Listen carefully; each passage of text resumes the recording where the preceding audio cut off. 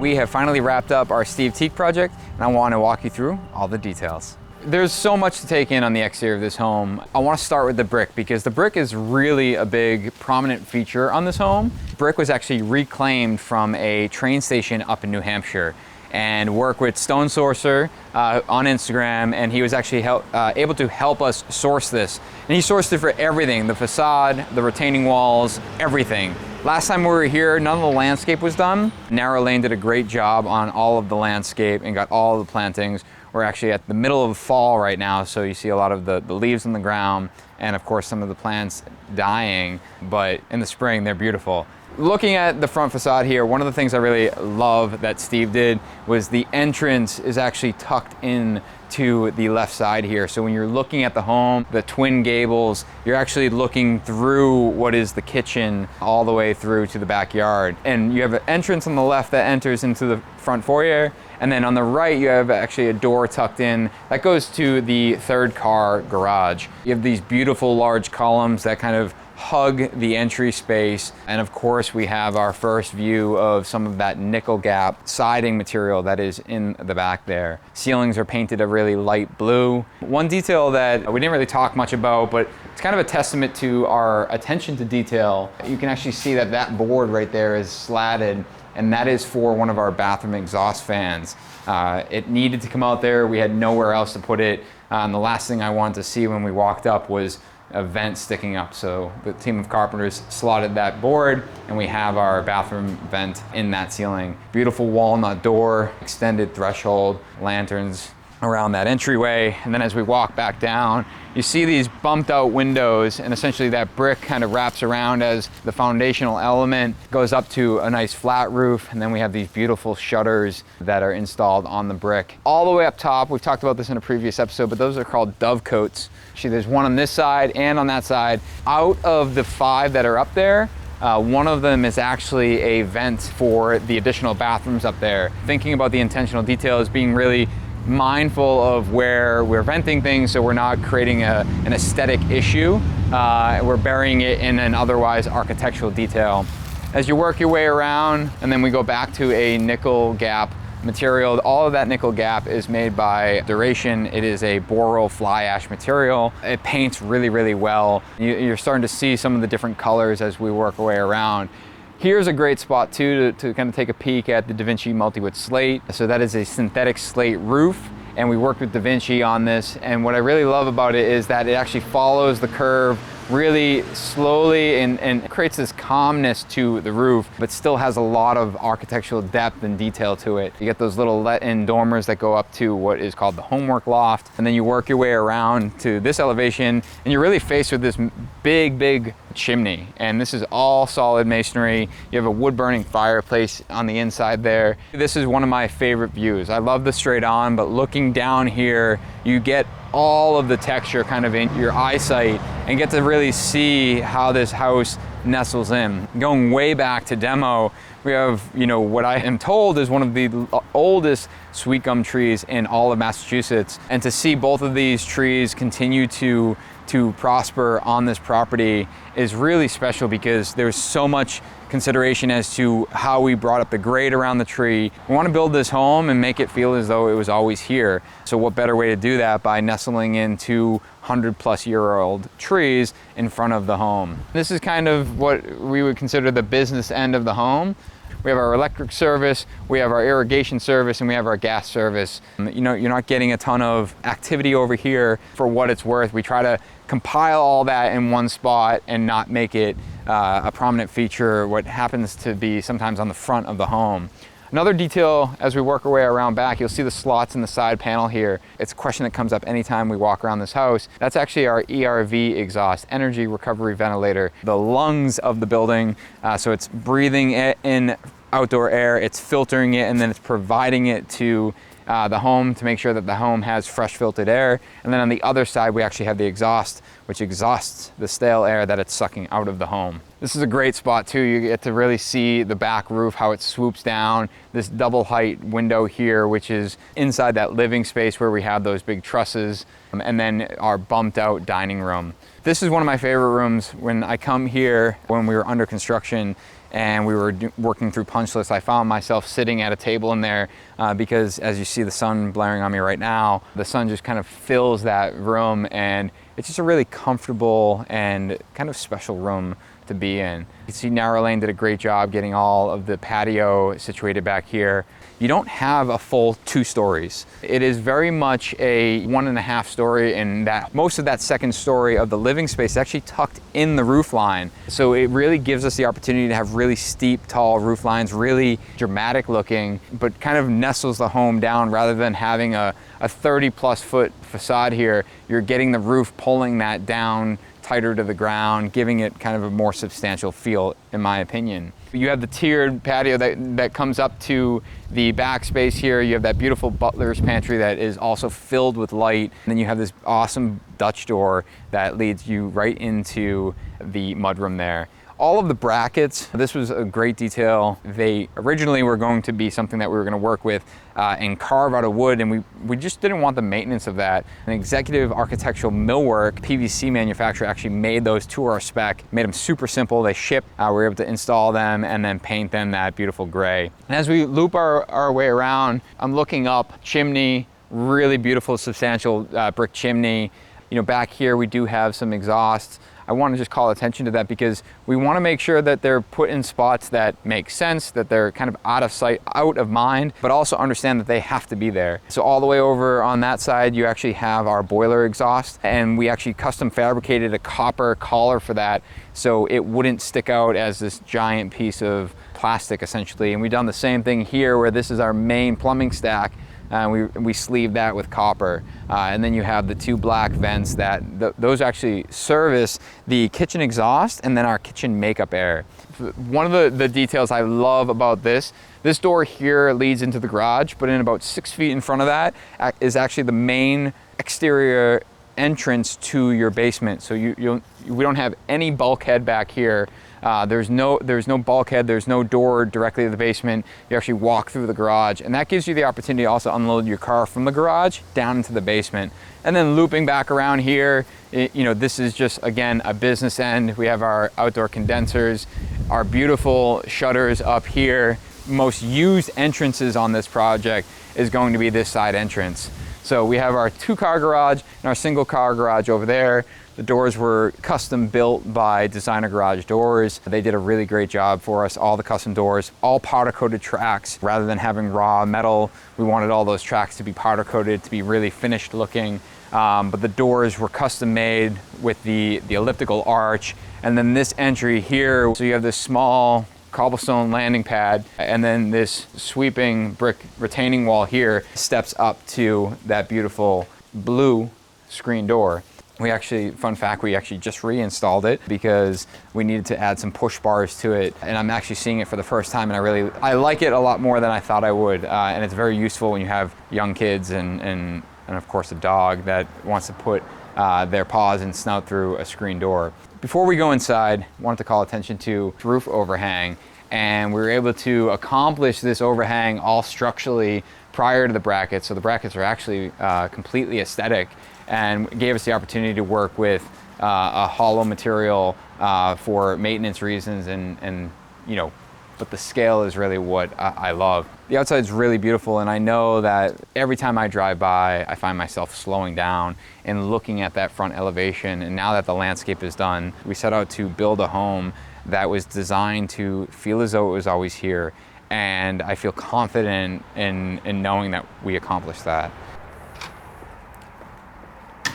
Inside, there's a lot of detail. We've talked a lot about this as we were progressing through construction, but coming in off that side entry, first thing I want to point out, Materia Millwork did all the millwork in this project. As you know, Materia is our sister company, and they manufacture custom cabinetry, but also custom furniture, and they worked with us on this project for all of the cabinetry. So first thing, you come in the mudroom, you have this beautiful walnut cabinetry. You have drawers in the bottom here, and then you have full height door, and then an additional storage up here. Ton of storage, and it goes right to one of my favorite features, this Dutch door on the back here, which opens up to your back patio.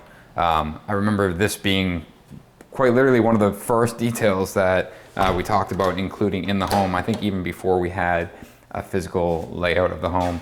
Garage entrance is here. Garage is an oversized 2-car, so plenty of storage, something that's oftentimes necessary. And then as you work your way down, you have this really cool little powder room, which from this view looks like a typical powder room, but one special feature that the homeowner wanted was this tucked in closet back here for a full-size urinal. It's not everyone's cup of tea, but it's his. We had this extra storage underneath the stair here, so we actually added a closet and prepped it for a future washing machine and dryer. The laundry room's on the second floor here, but we figured, hey, this is a great spot. It's really close to the garage. It's close to the side entry for sports equipment, things like that. Rather than dragging it up the house, you could install laundry here. You hear that bang there. I want to just point out, we don't use a lot of ball catches. We actually use these rare earth magnets. So you actually have a magnet here and a magnet on top of the door. So there's actually no physical connection, but it holds it closed, and it's a lot nicer to operate. Secondary staircase, but we'll come back to that. One of my favorite rooms in this whole house is what is called the butler's pantry. It's this beautiful, beautiful dark green. You have a small sink, walnut top on here. All of the windows sit directly on top of the countertop, and then all of your appliances are built in. So you have a dishwasher here, ice maker, you have to have a nugget ice maker, refrigerator drawers, and then a wine fridge here. And this is also where you have your secondary ovens, and then of course plenty of full height storage. So this whole room is monochromatic, meaning it's all one color green. We worked with not only material on the cabinetry, but our painter to make sure that everything matched. As we walk this way, we're actually in what we call the home center. So you have an area for desk, key drop, mail, things like that. You have a dog station, keep all the dog treats, poop bags, leash, food, and then you have a lot of storage here. Material did all of this millwork, manufactured in their shop, installed here.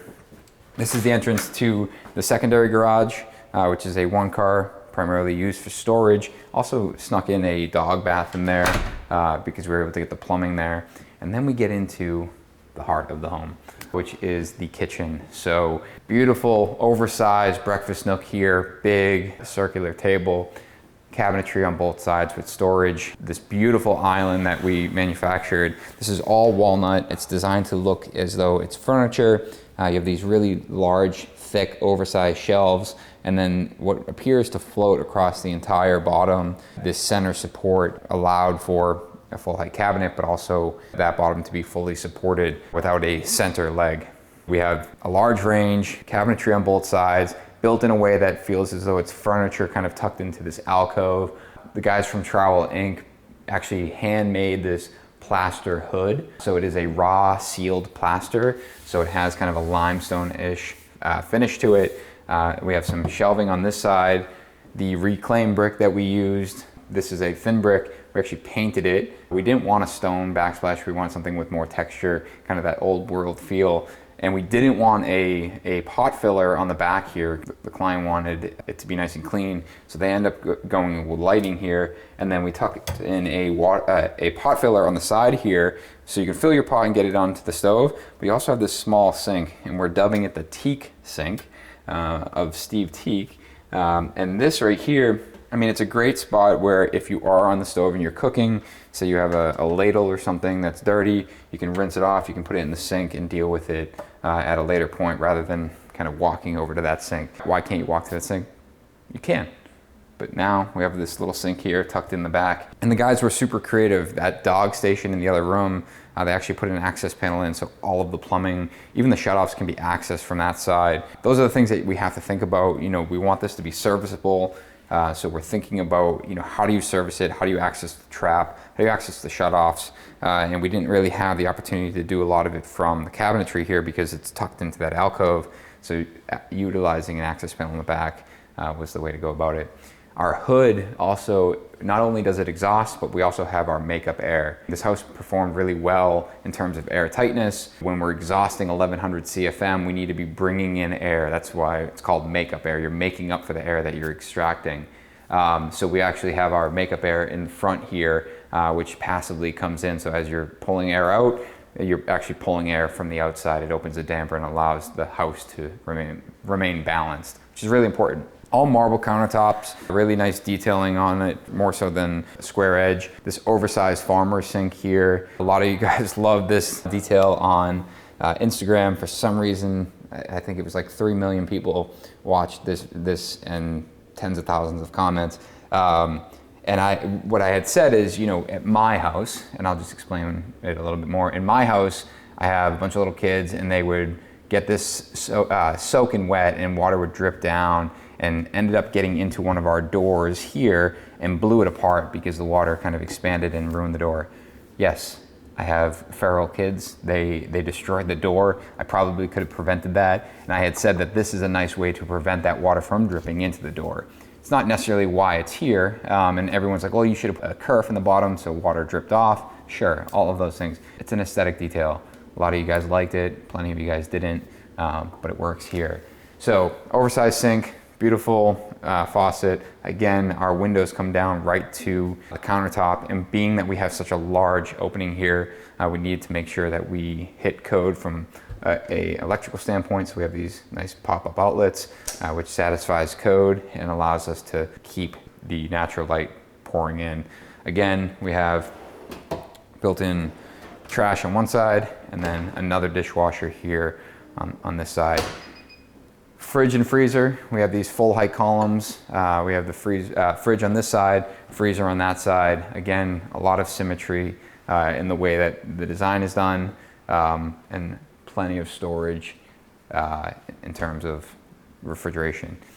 Here we have this kind of, again, built-in, you'll notice a lot of it. Everything is built in a way that appears as though it's more of a furniture style. So you have this true baseboard around the cabinetry. At your workstations, you actually have a detail where there's like a leg that comes down but allows your feet to still tuck underneath the cabinetry. Here you're not working at it. This is more of a built-in hutch. So you have that two-tone, you have that green, you have that walnut here. I call it a coffee station. It's, you know, there's no coffee here. Looks like there's a couple teacups and mugs. These double doors here walk you into our living room. These doors primarily, one of them typically stays shut. And before we walk into the living room, you can see we actually tucked in these little closets here because we had some dead space on both sides. So again, built in, but framed opening, transom window, and then you're into this great space here where we have this full height masonry chimney, limestone firebox. This is a gas fireplace. We talked about this in the construction, but we have two of the same exact units. They can be operated as gas or wood burning, and this one here is gas, the other one is wood burning. We have these gable trusses, which we fabricated here on site out of solid hemlock. We fabricated all the brackets, stained them a beautiful medium brown, and then we added the V-groove on the ceiling. You have this really big chandelier that centers down into the space. I also want to talk about these four windows up here. These were framed in a way that essentially takes the window and flares it out. And rather than having a flat sill on the inside, it flares down and it really allows that light to pour down into the living space. Dining room in here, you have this kind of big oversized jamb that you walk into, and then you have this, you know, full glass dining space. Again, we're solid hemlock on the beams. We have this V-groove ceiling, Kuchen Brothers molding throughout. So all of the molding that you see, all the casing, the baseboard, even the crown, is all by our partner at Kuchen Brothers.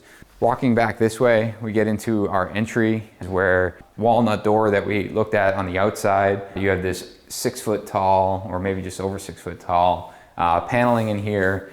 You know, kind of an oversized, really comfortable entry for you. And then this goes up to our staircase. Before we do that, this powder room is really special too. You have this arch top door, which is the only other arch top door in the house, which matches the entry. But as you open up, you have this, you know, really funky wallpaper, and then This was actually a piece of furniture that the client had and gave it to our shop to see if they could modify it to work as a vanity.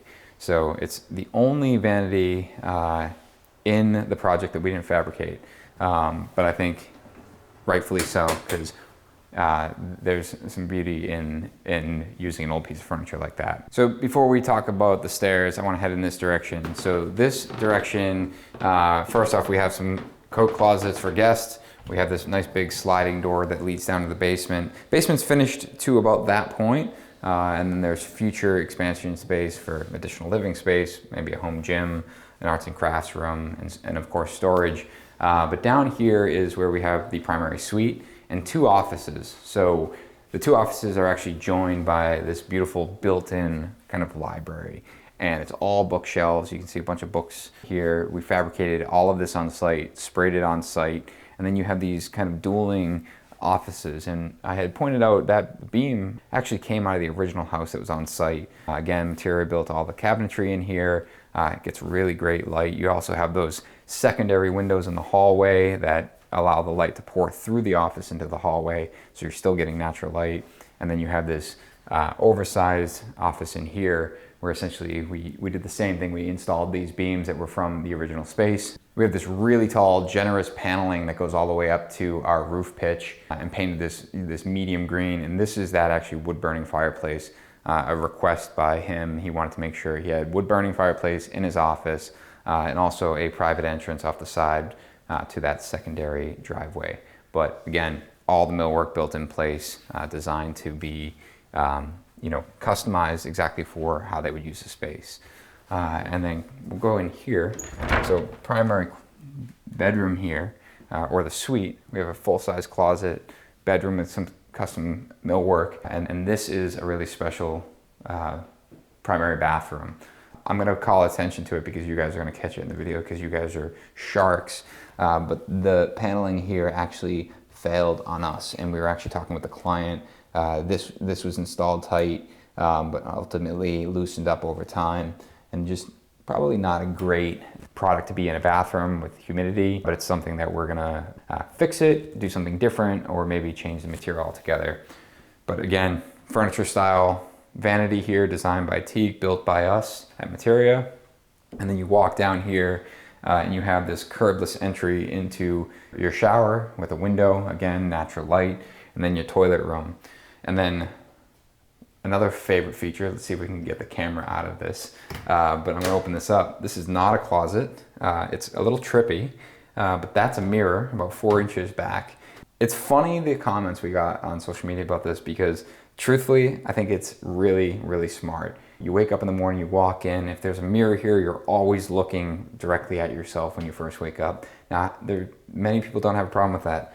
Some people just don't want to be looking in the mirror first thing when they wake up, so we've hid it behind the door. Plus, it kind of gives it a more traditional feel here when you have this full height door. But it is almost kind of a portal, per se. When you open it up, you almost think you can walk in that direction, and well, you can't. So before we go upstairs, this is another area. We have all hemlock beams and installed in a way as though they were supporting that second floor. They are solid, but they are not structural. We have our crown molding in between, again, a Kuchen Brothers profile. Kuchen Brothers casing right around that door. We actually fabricated that with a solid piece of material rather than the flexible molding, because we wanted it to be consistent. The staircase was actually built off-site. We worked with a stair fabricator and worked through a shop drawing process. And they were able to actually fabricate the entire staircase, the balusters, all the newel posts and everything, and brought it in here and installed it in just, I believe, a day or maybe 2 days. And then you can see all of the paneling and how it ties into kind of the architectural details here. And you walk up to all the secondary bedrooms. Before you get to the secondary bedrooms, you have this kind of bonus room space. We're dubbing it the homework loft. This is where you have those windows that are set into the curved roof on either side with the leaded glass, but it's really great extra space. This is also material that we took from the original home, and we turned it into shelving here. And this is all the original floorboards for the existing home. Beautiful elliptical arch here. And then we have a bunch of secondary bedrooms that all have en-suites to them. Oversized powder room, again, beautiful blue cabinetry. We fabricated everything, marble backsplash. We have our attic access tucked in here so we can access everything. And then we have this extra space, which they put their piano, which is amazing. This is something I think is really cool. You see this in a lot of the old homes, which was the intent, is these, you know, these eaves, this eave storage. And I talked downstairs that we don't usually use the ball catch, and I think we opted to do it here because we wanted it to feel kind of old world and kind of an older door, but tucked in storage where we could. Leaded glass windows here. This is directly above our entry here. We have additional bedrooms, bedroom here, and then this is your back hall. And your back hall looks over your parking court and then back down the secondary staircase. And that's a brief overview of our Needham project with Steve Teak. We've dubbed this project the Nickelback Tudor, which was a play obviously on the nickel gap. I think in a meeting we accidentally, or someone accidentally said Nickelback, and it stuck. That is this project. It's complete. You guys have followed along through construction, and now you get a glimpse of just how this project came out. We appreciate you watching. As always, drop the comments below. We'll do our best to answer them, and we'll see you on the next episode.